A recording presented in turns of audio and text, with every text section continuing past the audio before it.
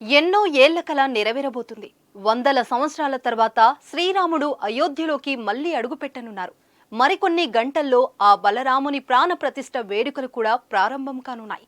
ఉత్తరప్రదేశ్లోని అయోధ్యలో శ్రీరాముడి విగ్రహ ప్రాణ ప్రతిష్ఠకు ముహూర్తం సమీపిస్తున్న వేళ ఉగ్రవాద సంస్థల నుంచి వరుసగా బెదిరింపులు రావడం కలకలం రేపుతున్నాయి. అయోధ్యలో విధ్వంసం సృష్టిస్తామని ఇప్పటికే ఖలిస్తానీ ఉగ్రవాది గురుపంత్వత్ సింగ్ పన్ను హెచ్చరించాడు.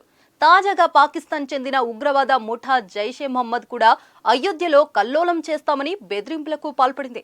అమాయక ముస్లింలను చంపి రామ మందిర ప్రారంభోత్సవ కార్యక్రమం నిర్వహిస్తున్నారని హెచ్చరించింది. Gautam neuro care brain stroke migraine fits brain and spine surgeries కి best neuro surgeon. Babri Masjid కూల్చివేత ఘటనలను ప్రస్తావిస్తూ కల్లోల పరిస్థితులు తప్పవని హెచ్చరించింది. ప్రస్తుతానికి పరిస్థితులు అదుపులోనే ఉన్నాయని, భద్రత పరంగా అన్ని జాగ్రత్తలు తీసుకుంటున్నామని నిఘా వర్గాలు వెల్లడించాయి.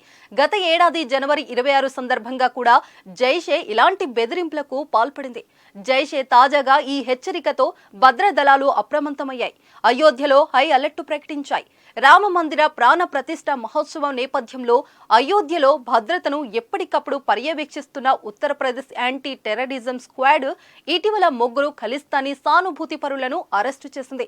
ఆ ముగ్గురి గురుపంత్వత్ సింగ్ పన్ను నేతృత్వంలోని నిషేధిత జస్టిస్ ఫర్ సిక్స్ సంస్థ సభ్యులు శంకర్ దుస్తాప్, అజిత్ కుమార్, ప్రదీప్ పునయాగా గుర్తించారు. ఈ ముగ్గురు రాజస్థాన్ వాసులు. ఎవరికీ అనుమానం రాకుండా ఉండేందుకు వీరు తమ వెహికల్ పై కాషాయం జెండాతో అయోధ్యలోకి ప్రవేశించారు.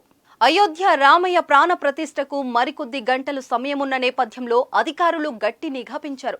జాతీయ విపత్తు దళం రామ మందిరం సమీపంలో శిబిరాన్ని ఏర్పాటు చేసి రేపు జరిగే ప్రాణ ప్రతిష్ఠ వేడుకకు ముందు ఇక్కడ 3 ఎన్డీఆర్ఎఫ్ బృందాలు మోహరించాయి. స్థానిక పరిపాలన యంత్రాంగం పోలీసులతో సమన్వయం చేసుకుంటారు.